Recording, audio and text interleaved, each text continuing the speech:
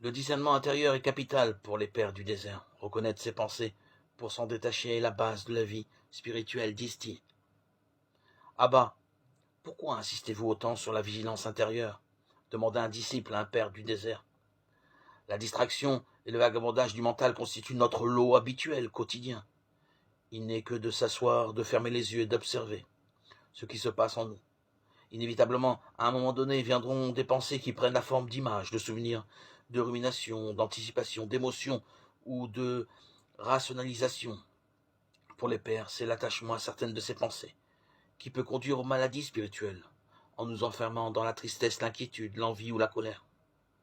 C'est pourquoi ces pères du désert tenaient pour indispensable d'être attentifs à notre cinéma intérieur pour ne pas s'y laisser embarquer. D'innombrables apophthegmes le rapportent dans cette parole adressée à Abba Antoine. Antoine, sois attentif à toi-même. Cette pratique s'appelle la garde du cœur en grec, nepsis, qui signifie la vigilance. Les anciens insistaient tellement sur cette attitude intérieure qu'ils étaient surnommés les pères, neptiques, les vigilants, les veilleurs. Il ne s'agit pas de se contempler, mais d'observer ce qui nous traverse pour ne pas s'y laisser emporter. Observe-toi toi-même si tu ne veux te laisser surprendre par quelques pensées, prescrit Basile. Le discernement est capital, sois attentif à toi-même, sois le portier de ton cœur. Ne laisse aucune pensée y entrer sans l'interroger. Interroge chacune des pensées, dis-lui, es-tu des nôtres ou es-tu de nos adversaires? Dit Évagre. Les pensées peuvent être bonnes, indifférentes ou être pathogènes.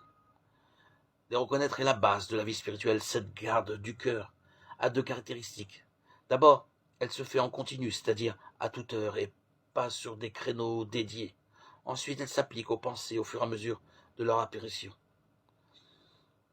Elle n'est ni donc une relecture a posteriori ni un examen de conscience. Laissons raisonner cette analogie que fait Basile, qui dit l'importance vitale de la garde du cœur pour notre vie spirituelle. L'attention est aux hommes ce que l'instinct est aux animaux. Rappelons-nous, sois attentif à toi-même, sois le portier de ton cœur. Qui étaient les pères du désert? Des hommes et des femmes pionniers de la vie monastique qui s'installent à partir du IVe siècle dans les déserts d'Égypte et de Syrie pour vivre leur foi en petite communauté ou en solitaire. On appelle apophthegem leurs conseils.